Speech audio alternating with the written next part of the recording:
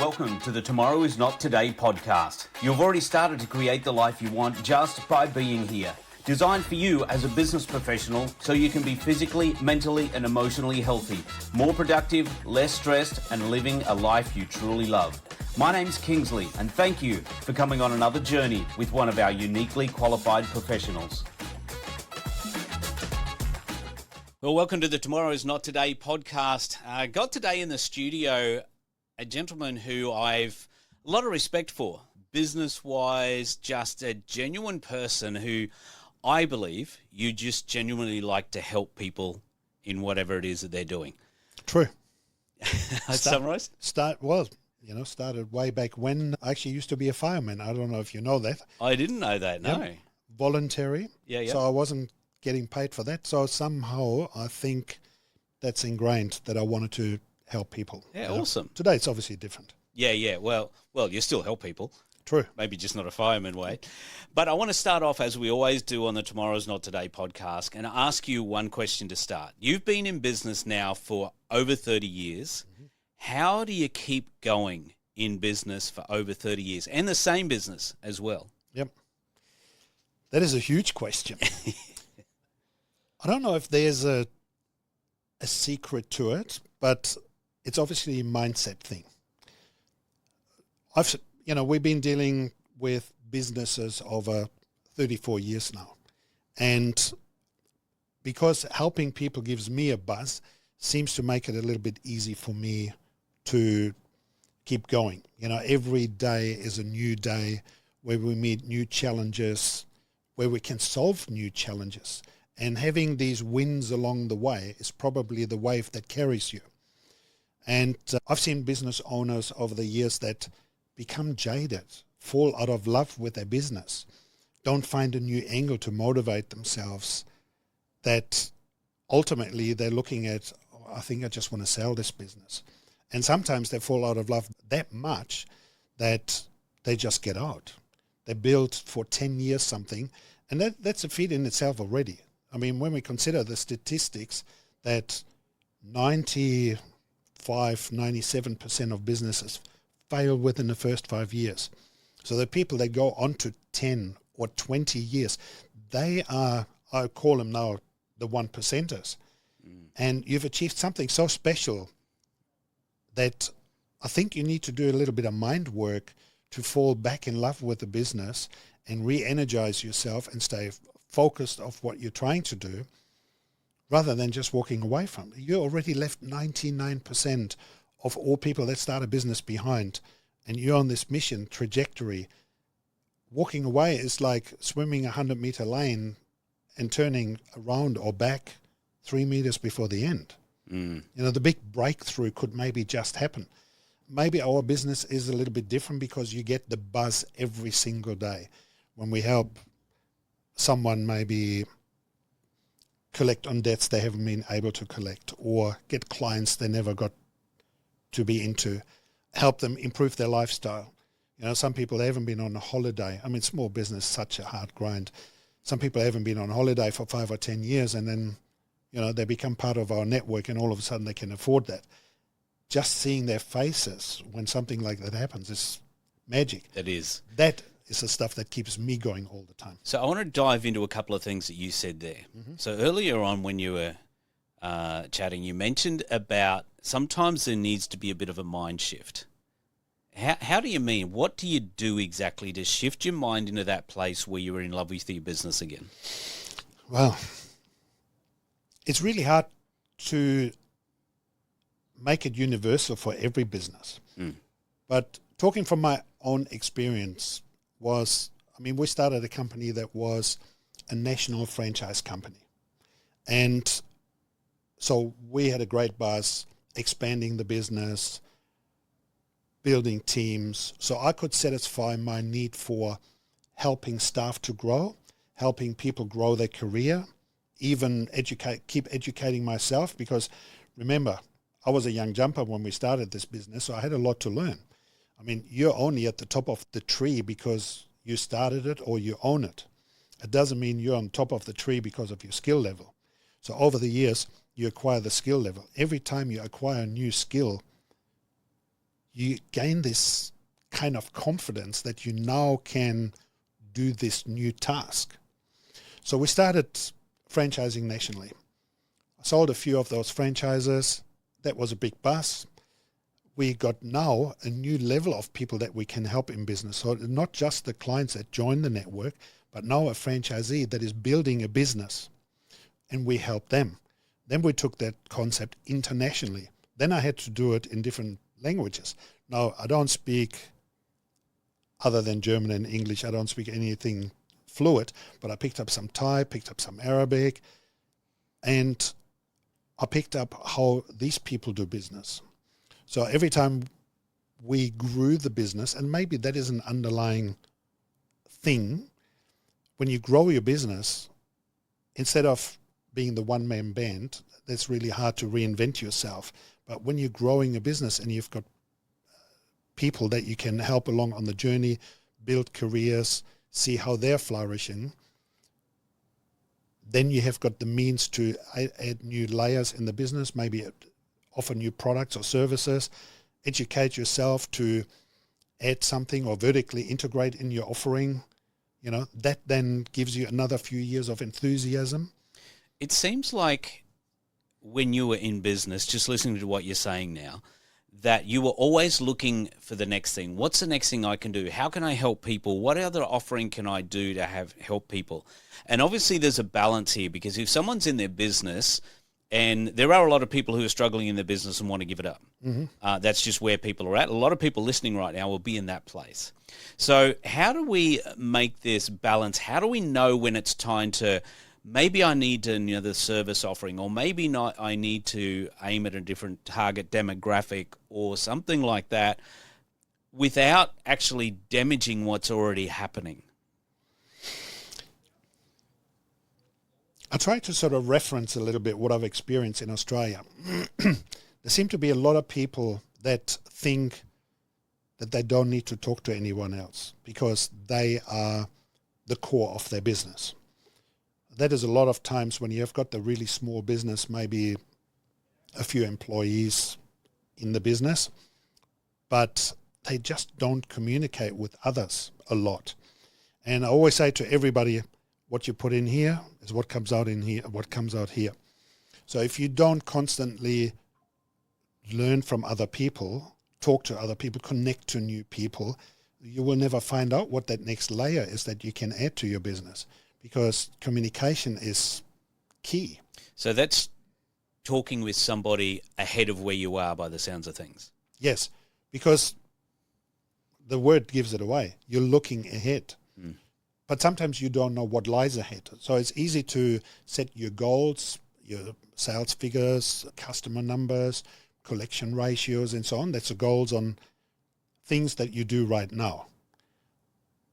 But when you're looking beyond the horizon, you don't know what is next. And so unless you're talking to new people, learning new things, that vision will never really crystallize, you know? So my advice would be for people to listen.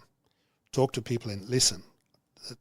What I've found so often, when you're in a business that's kind of somewhat a little bit unusual or controversial, what have you, there's a lot of people that they hear first time, and this is my own experience, you know, they hear Bartercard, and, oh yeah, I heard about it. And I'm wondering, well, if they heard about it, why are they not in? One of the best business tools in the world. But they just listened to a mate who knew someone, who spoke to someone next to him on the traffic light and said, whatever. So that might be then the second part to listening to people, is you've got to work out who to listen to. And the word always gives it away. You listen ahead. When you want to go ahead, you listen to people that are ahead, not behind. When you want to grow your business, you want to go ahead or up, not down.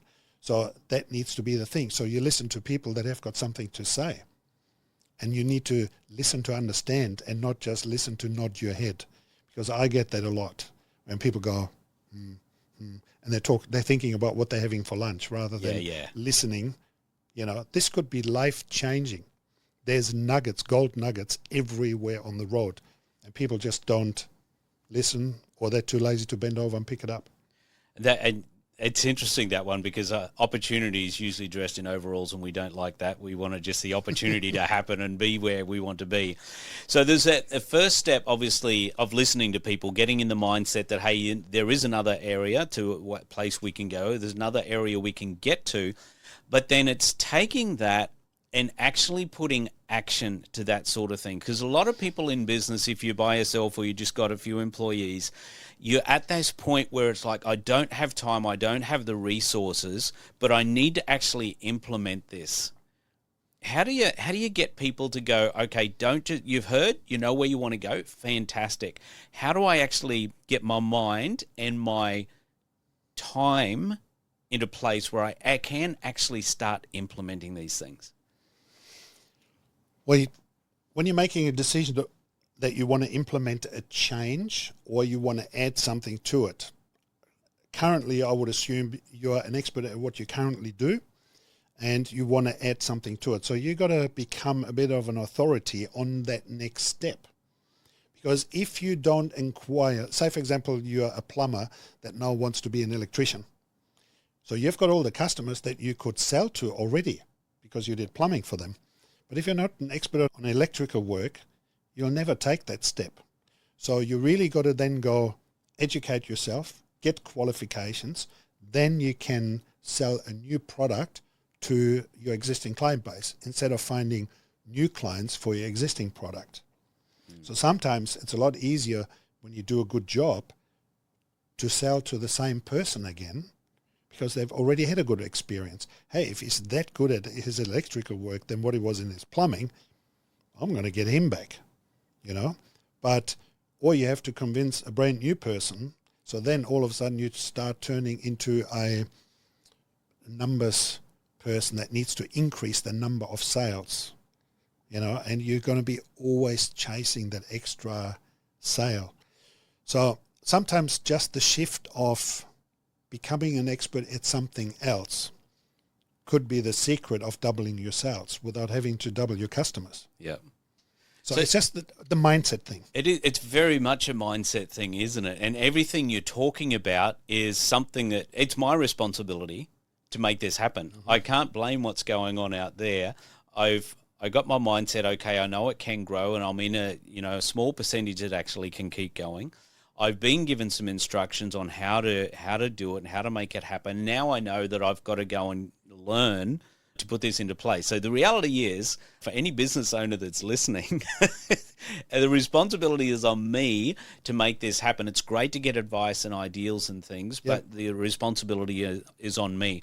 I was just at a conference at the end of last week for 3 days, and one of the guys who was being interviewed there, a guy by the name of Sir Robert Edmondson, I think his name was. Mm-hmm. He's a billionaire, I'm not sure how many times, from the UK. He started literally from a not very well-off household and created this. And what you're talking about is taking me back to where he was, because every time there was an opportunity there, but there was always in front of him so many reasons why he couldn't do it and why it wouldn't work. But he's like, no, I can find an idea. So he found who he could work with to make it happen, or he actually found a different way to make the same thing happen. So one example is, and I don't remember the whole story entirely, but they were bringing different cars moving into the UK, and what they were trying to do was stop a certain amount of imports for certain countries. And so he's like, well, okay, I'm not allowed to do it through my dealerships, and that was going to put a massive drag on his dealership. So he went a different way, went directly to the company through a different organization to bring the cars into the country, and he became the only person in the country that bought that brand of cars in. And it's just this, what you're talking about reminds me of that, is he thought about, okay, how can this, I've heard about this, I've heard what's going on, my mindset's got to change to work out how I can actually make this happen. And that's one of the things that really made it for him. Yeah, sorry. No. Well, and that's when people start using excuses, they go and say, oh yeah, he's a billionaire. Well, he wasn't one when he started. And I don't always, I don't like to blow my own trumpet too hard, too much. But when you look at it, I was an immigrant in the late 80s coming to Australia. I didn't speak English. Built a company that grew around the world. It was a mindset. It can be done. We found the ways how to do it. Problems, we actually banned the word problem in our organization and called them challenges. I like it. Because if you have a problem that is insurmountable, we just don't do anything about it. You're just wasting your time. But we found a way on how to do it. You know, we listed on the stock market in multiple countries. This is in the heyday of the company. Was I qualified to do it? No. Was I determined to do it? You bet your socks on that. Because there was nothing that could stop me. Even when I was back in Germany and I was working with Mercedes-Benz, my family all thought I should work with them all my life, get a great pension and what have you. And whilst I liked the cars, half their customers were snobs. You know, They didn't even look you straight in the eye. And I thought, when I become that person, like financially and success-wise, I'm never going to be that guy that looks down on people. You know, so attitude is a big thing. And, you know, when you start something like an alternative currency in a market that was just come out of a recession, everybody said, can't be done.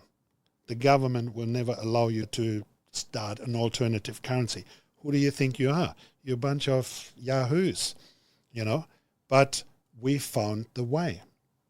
And we navigated through all this. I mean, we had legislators crawling all over us. We found the way. Because this thing is really good for business, but it was just not that easy to package. Yeah. When you kick off with it, you know.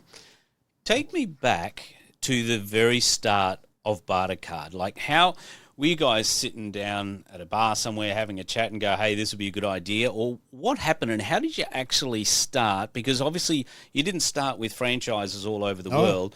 It was a very fledgling type thing, which I would imagine for most people is like, what are you even talking about? Yep.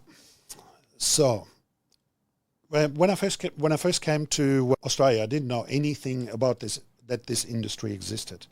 Even though we all have done some kind of swaps in the past, you know, you swap a comic book or a Matchbox car for something else or what have you, even as a kid. And barter has always been around somehow, but I just didn't know that it was an industry. So when I stumbled across it, because there were actually a couple of guys that were trying to pull off a barter company in Australia before us, and when I came across the concept, I knew within a month that this is what I wanted to do for the rest of my life. And I don't say these things lightly, you know. So, and I would have been happy to be with them. Unfortunately, their ethics weren't all that great, and ultimately we decided to pull away and do our own thing. And that's where I met my two original founding business partners. And we did exactly what you said. We're hanging around the backyard, eating donuts, planning out this business that we planned it to be a global behemoth of a business.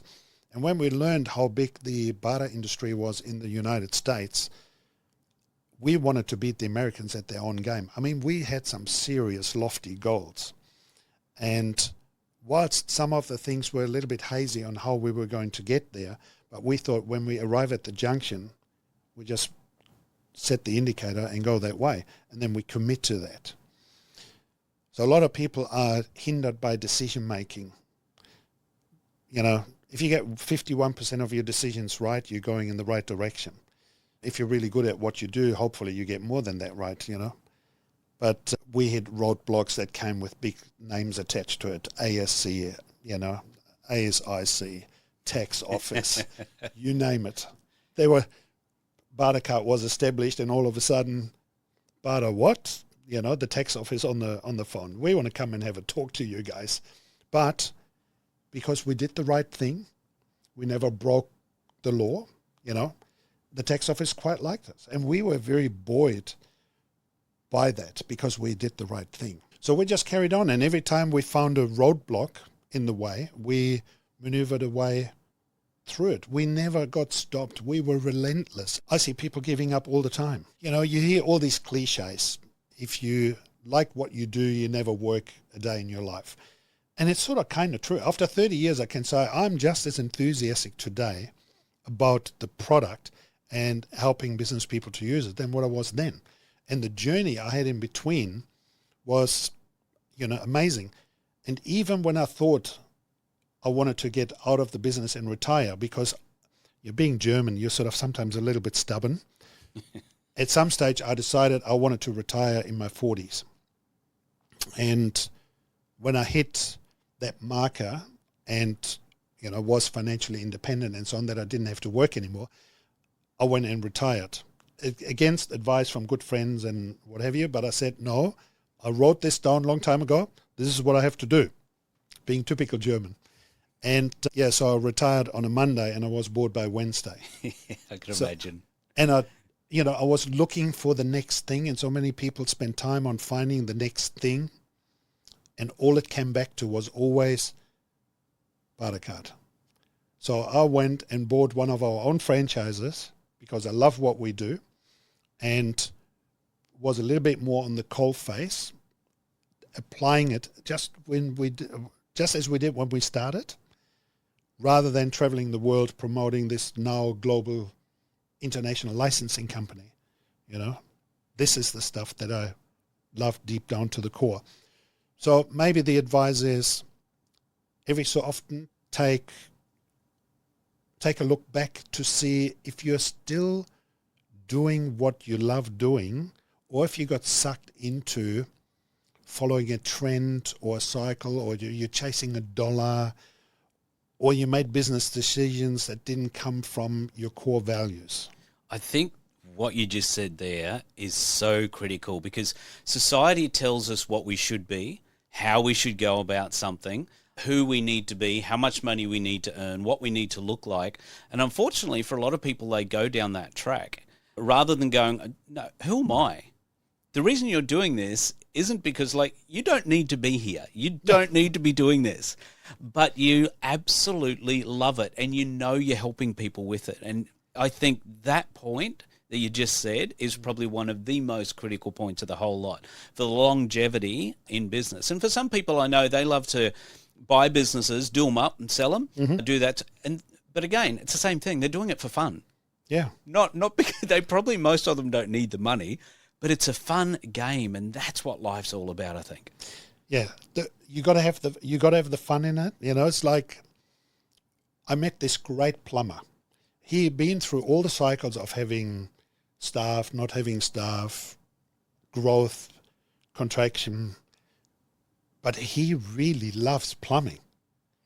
And it just blew my mind, because when you and I look at plumbing, smelly pipes, dripping water, the damage that goes with it and so on, but his core was he was helping people. Yeah. And one thing I never forget, I was back at Mercedes-Benz way, way back. I came out of my apprenticeship. Mercedes-Benz just rescued all the wharfies because some wharfs got shut down, and they employed all the wharfies. So Mercedes sent me from my hometown in Wuppertal, sent me off to Düsseldorf to train these wharfies at certain aspects of the business. And part of it was assembly of minivans, like sprinters kind of stuff, Yep. And there was one guy, he was ready to throw in the towel. He was just doing a very monotone assembly, a brake assembly, and he felt worthless. He didn't have any fun at work. He was a great guy, but it was nagging on him so badly. He was so unhappy. He wanted to chuck it all in. And I saw one of the, I don't know the term in English, but he was like the supervisor kind of guy, Take him to the side. And he said to him, Paul, he got the feedback that Paul was on the way out. And Paul was a good guy, but he could have been replaced by plenty of people. But this guy valued each individual. So he came down from his, not ivory tower, but high ladder, went and had to talk with Paul. And he said, Paul, you're doing the brake assembly, things get a little bit monotone. And he goes, yeah, I've been thinking where I'm going, what I'm doing. He said, let me put this in perspective for you. Who drives our vehicles? This is in the 80s. And people that were driving Mercedes were business people, successful professionals, accountants, lawyers, could be drug dealers, whatever you're successful in and required a lot of money to drive one of these cars. So he said, most people that change the world or matter in the world drive our cars. Your job is not to do a brake assembly. Yours is to save the world's future, to make sure that these people are safe in our cars. And when they've got their families in their cars and their offsprings and all the next generation, that we will keep our country and our world turning. It's your responsibility to make sure they get that job done. And you know what? I get even goosebumps just thinking about it. I thought the guy was brilliant. Yeah. And it's just a mindset. And Paul hung around. You know? That's amazing. It was. This is where these supervisors, he was in charge of this whole manufacturing section and so on. That's where they earn their money. Yeah. And it's funny. So tell me, when you started getting some success, then the money's coming in, the company's growing, it's getting a bit of a brand recognition. People obviously starting to come to you and ask about it as well as you going out to sell to them that way. How did you keep going, keep the drive there, and keep from going, you know what, I'm pretty good now, I've made it, I'm going to buy a few of those Mercedes myself and I'm going to, go and have my holidays that I want to do. Obviously, you're doing stuff like that, but without getting ahead of yourself. How do you keep yourself in that position? Difficult. It's actually not that easy because we all got the tendency, everybody has an ego. No matter how small or how big the ego is, everybody's got one. Nobody can convince me otherwise. Some people have it in check, some people don't. So when we had our first successes, you needed to sort of tick the boxes on some consumables. Everybody goes and starts splashing out. And I had some good advice on the way where someone said, look, as you're getting along, if you are ticking off some goals in your business, you also need to tick off some personal stuff to reward yourself. So, it's almost like it's when a staff member does a great job and they ultimately get a pay rise, or you send them away for a weekend away or stuff like that. Now, if you are the business owner, people forget or neglect themselves. They might be really good with staff in rewarding them, patting them on the back and whatever. But as a business owner, life can be lonely. So you have to make sure that you pat yourself on the back, that you reward yourself, buy the little toy, maybe the motorbike that you always wanted, or a jet ski, or whatever it is, or a train set, whatever floats your boat. You have to do those kind of things. And then every so often you need a bit of a reality check, because here I was sitting with a guy that worked for the company, and we had this, there was always mutual respect, but we're actually working together. Nobody was working for me or for my partners. We were working together. We were chasing this goal, the dreams. We were on this train together. And then one day, Cliff was his name, he said to me, mate, if I didn't know you any better, I would think you're turning into a bit of an asshole. I went, what? What are you talking about? And he goes, yeah, I know you're German and your accent sounds funny, but, and we were at the beach, and he sort of picked up a bit of sand, and he goes, look, one of them is you. If I put you back on the ground, the world will not notice that you've gone. So he said, you need to keep remembering where you come from and not get too, and I never thought I was a snobby guy or whatever, but not get too ahead of yourself, not think that you're better than anybody else. and keep up what got you to this.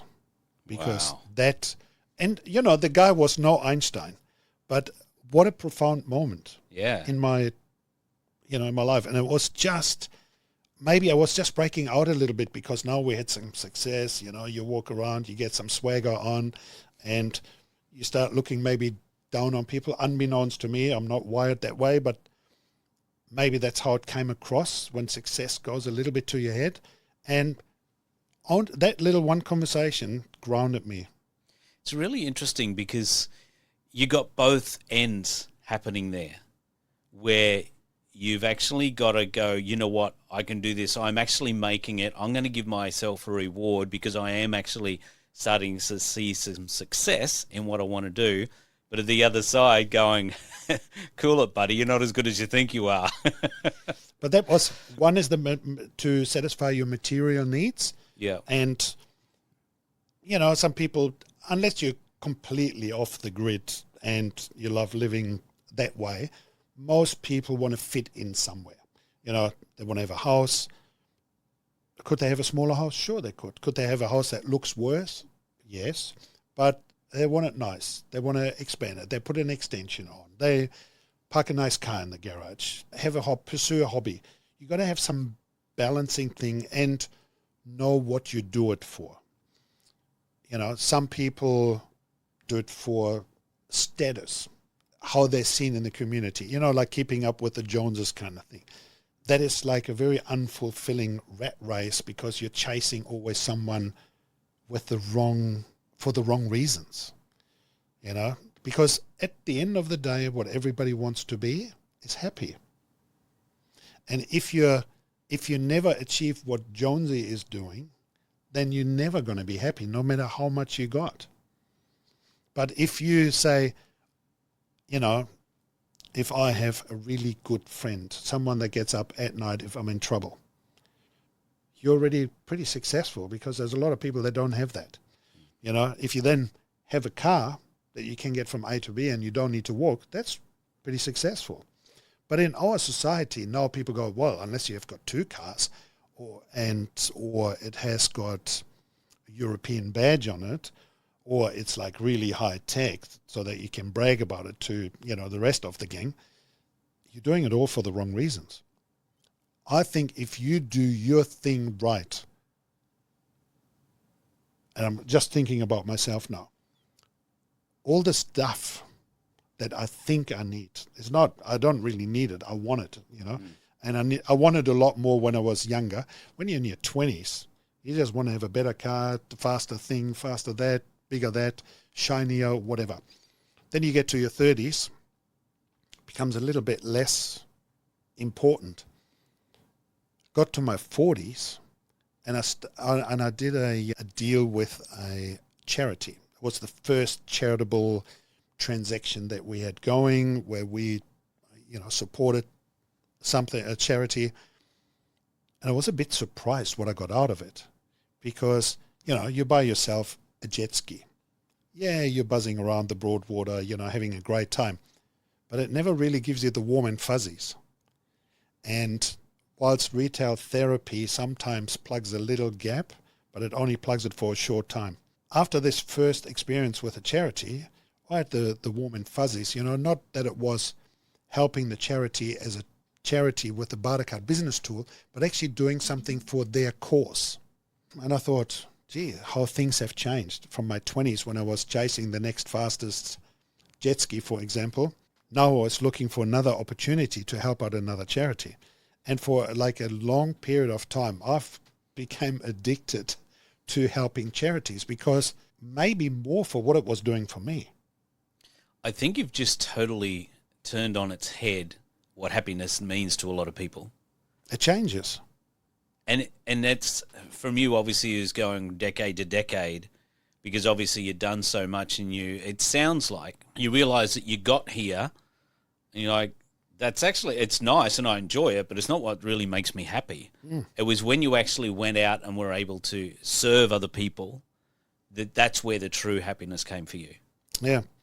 And probably, someone used that term the other day with me, and he said, what's your North Star on this? And one of the North Stars in your life would have to be your own happiness. Because if you're not happy with what you're doing, you've got to stop, because you're going to kill yourself. And what, your podcast is all about the overall well-being of a business owner. And if you were getting up for the grind, not for a purpose, that would have to destroy you as a person, and I can see from what I've seen out with clients, I can see how people are under so much pressure that they go and their business becomes a grind, and they have to get up to pay the bills and get into this rat race. And then you become so closed-minded, so focused on just making the next dollar to pay the mortgage or whatever, that you miss out all the things that could set you free. I 100% agree with that. And I think one of the things that seems to happen is we get to a point where we're so busy doing our thing that we've got happening and building our business and growing it and making it happen and earning more money and doing all this, that we forget, why am I doing this? What do I love about this? Do I still love it? Like you said earlier, have you fallen out of love with your business, whatever it is? What do you got to do to be in love with it again and find true happiness? Yeah, it's soul destroying. When you see, and there's so many people go down that road. We're so driven. And I'm going to hear people saying that, watch this podcast, they go say, oh, well, it's easy for him to say, he runs this company. But no, it's like you have to go back to where I came from. If I can do it, anybody can. That's why I wanted to go back to the beginning, so people knew you didn't just go all of a sudden, bang, look at me, I've got this great big business. Well, and I didn't come here, my foundation was highly motivated, underfinanced. In fact, I was kind of broke when we started the company. My business partners weren't doing that much better. I mean, so we had a little bit, but we're not talking hundreds of thousands of dollars. What we didn't have in capital, we made up with enthusiasm, commitment, and hard work. And when barter companies started springing up sort of around the country for a while, we just outworked everybody. And we were pursuing our goals a lot more. And we celebrated the wins. We never lost that side of our North Star, But, so yeah, no English, just immigrated, didn't have any local contacts, couldn't borrow heaps of money. I couldn't go like Brett Jeffries did with Virgin Airline, go ask Richard Branson for 20 million or whatever the number was to start Virgin Australia. No way. We started dust knuckle on the ground, and we did everything. We emptied the bins in the office. We did the lot. So we identify exactly with every small business owner. Our mental boundaries were just further out. I mean, you can, I take reference, we've got 2 electricians in our network. Well, we've got a lot more, but we've got 2 that I like to compare. One guy has got his North Star very well set on providing for his family, happiness, and he is, in his own words, sacrificing a few years to do that. And I said, how are you sacrificing those years? He said, by working my ass off. I said, okay. And the other guy is cruising along doing his electrical job. He's a great electrician, turns up, does a good job. That's it. But he's still the same electrician that I'd known 3 years ago. The other guy, when I met him, he had his van and an apprentice, and he now has got 20 staff. Wow. And he's working on the business. He's not losing the North Star. So he's pursuing happiness via a couple of steps. And that step is sacrifice. It wasn't capital. I like him and the other guy, they've got exactly the same foundation. They have a van, they had an apprentice, phone book, mobile phone, whatever. They had the same, in the same marketplace. But why is this person doing that? Because from what I've seen, and I don't want to be judgmental to the guy that is, the single operator, But he's going to do this. And I've had people in their 60s and 70s tell me that they have to keep going because they're self-employed, never put anything away from super. They still have a mortgage. Market, competition, everything has impacted their earnings. They can't charge anymore what they used to charge. Now they have to extend their working years just to survive. And the other one is building the future. So he's now at a point where he's actually working more on the business than in the business. And he is not losing sight of his North Star, and how he can safeguard his family, newborn child just a few months ago. Like, this guy has a plan. It's interesting, and it follows on with what you've been saying all the way through.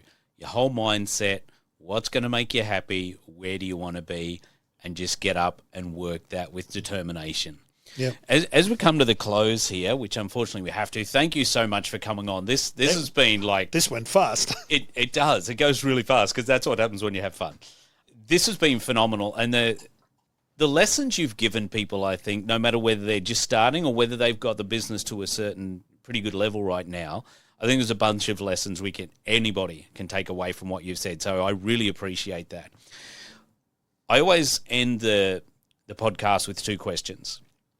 And one of them I'm actually going to ask in 2 different ways, because one of the questions is, what to you is the ultimate tomorrow? But I'm going to couch that in, tell me for you what the future looks like, because I think those 2 are going to go together with you. Tomorrow looks like having another successful, happy day. We spend a lot of time at work, so you might as well be happy. That's my motto in the office, for the whole staff as well. And I get a buzz on not only when members have success, but when staff have success. If I can maybe just reach back a little bit. We had a building in Southport, and we had parking under the building, 80 car parks or so. And right in the beginning, when we just acquired the building, the people were driving older Datsun, Mazda, Commodores, Falcons, and so on. Nothing wrong, just older models. Mm-hmm. We had just attracted people that were enthusiastic, who could follow a dream. Several years later, I park my car and I walk sort of away from my car and I look along all the bonnets of these cars, and there's probably 90% of them have now turned into European badges, BMWs, Jaguar, Porsche, and so on. And that was one of my proudest moments, that seeing how our staff were following their dreams, plugging their, material needs, their status, because that made them happy at the time. Happiness changes over time. So what's the future look like for you now? Well, because I love what I'm doing, that's what I keep doing. Now, from a technical point of view, I'm so re-energized about what we are doing, is because the business changed hands. The ultimate owners ended up hiring me as the CEO for the company. So I'm full circle back in charge. I think that's hilarious. Yeah, it is totally. But we get to do it. Well, I get to do it again. I had such a buzz of the first, call it 15, 20 years when I was running the company at varying different levels. Then as our own franchisee, then I was subject to the rules that we made for franchisees. It was quite funny. And now back at the helm of the company, maybe there's a different lesson also that can keep you energized, is maybe you can furnish a different role in your business. If you build it big enough, maybe you can actually be in a different role in your own business. Not work in the business, work on the business, be the marketing person or whatever, unless you be the doer all the time. Yeah. So my future looks like just bringing it back. We've already installed the old value system that we've always gone by, face-to-face, add value to a business, be more than a service provider. You know, I can hand on heart say that I'm friendly with all the people that I know personally. You know, and some of the Bartercard members have become really good friends, and one of them has even become my wife. Of 30 years. There's an option for people. Yeah, well, there we go, you know. So it's not just good business. No. So the second part of that question then, and this for everyone obviously, but how do you create the ultimate tomorrow? Just do what you know, what you want, and what makes you happy. That is the ultimate tomorrow. It's pretty simple. There's no technical things. Take spinner number 13, apply to this screw, turn left. That doesn't work. You got to know what your North Star is and aim towards it. Do what makes you happy, even if you have to sort of make some little sacrifices. Your future needs to be that. I think you summarised the whole podcast really well just in that. Andrew, thank you so much for coming in. Congratulations on Bartercard, what you've done, starting it, putting it all the way through. It's been phenomenal. I know talking to you outside of here, that the wisdom that you have and just the stories that you tell about how things can go, I'm always inspired talking to you because I know there is more. And it's up to me, obviously, to make that happen. But I appreciate you coming on today and sharing your wisdom and experience with us. Anytime. You know, that's how I'm wired. Someone asks a question, they're going to get an answer. Yeah, absolutely, they will. Thanks, you. Have a fantastic day. Remember to create the life that you want.